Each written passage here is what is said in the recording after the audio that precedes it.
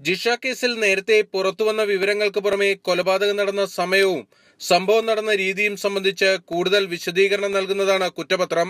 വൈകിട്ട് 5:30-നും 6-നും ഇടയിലാണ് കൊലപാതകം നടന്നത്. ലൈംഗിക ആസക്തിയോടെ അമീർ ജിഷയെ കടന്നുപിടിച്ചു.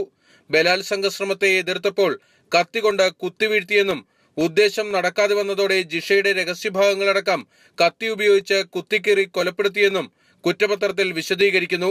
കൃത്യത്തിന് ശേഷം കത്തി ജിഷയുടെ വീട്ടിൽ വെച്ച് തന്നെ പ്രതി കഴുകി വൃത്തിയാക്കി.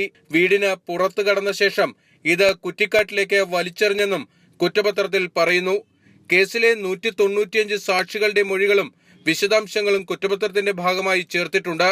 അമീറിന്റെ സുഹൃത്ത് അനാറുൽ ഇസ്ലാമിനെ കുറിച്ചോ തിരിച്ചറിയാത്ത വിരലടയാളങ്ങളെക്കുറിച്ചോ കുറ്റപത്രത്തിൽ പരാമർശമില്ല.